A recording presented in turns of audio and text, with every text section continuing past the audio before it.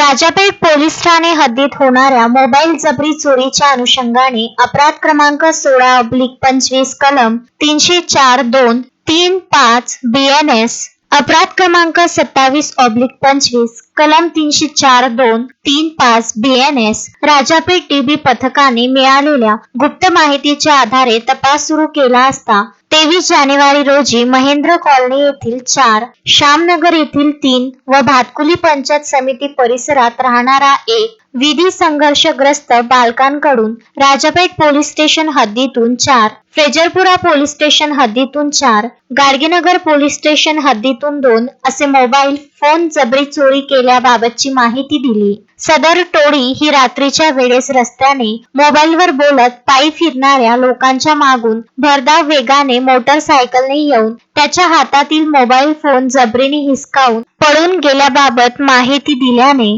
त्या विधी संघर्षग्रस्त बालकांकडून विवो कंपनीचा काळ्या रंगाचा मोबाईल फोन किंमत अंदाजे 10,000 रुपये, रिअलमी कंपनीचा निळ्या रंगाचा 3 कॅमेरा असलेला मोबाईल फोन अंदाजे किंमत 12,000 रुपये, ओप्पो कंपनीचा निळ्या रंगाचा 3 कॅमेरा असलेला मोबाईल फोन अंदाजे किंमत 10,000 रुपये, सॅमसंग कंपनीचा पिंक रंगाचा मोबाईल फोन अंदाजे किंमत 8,000 रुपये, रिअलमी कंपनीचा निळ्या पांढऱ्या रंगाचा मोबाईल फोन अंदाजे किंमत 11,000 रुपये, रिअलमी कंपनीचा हिरव्या रंगाचा मोबाईल फोन अंदाजे किंमत 12,000 रुपये, रेडमी कंपनीचा निळ्या रंगाचा मोबाईल फोन अंदाजे किंमत 8,000 रुपये असे एकूण 71,000 रुपये किमतीचे मोबाईल फोन जप्त करण्यात आले. तसेच मोटरसायकल होंडा शाईन 1 किंमत अंदाजे 85,000 रुपये, मोटर स्कूटर ऍक्टिव्हा रंग पांढरा किंमत अंदाजे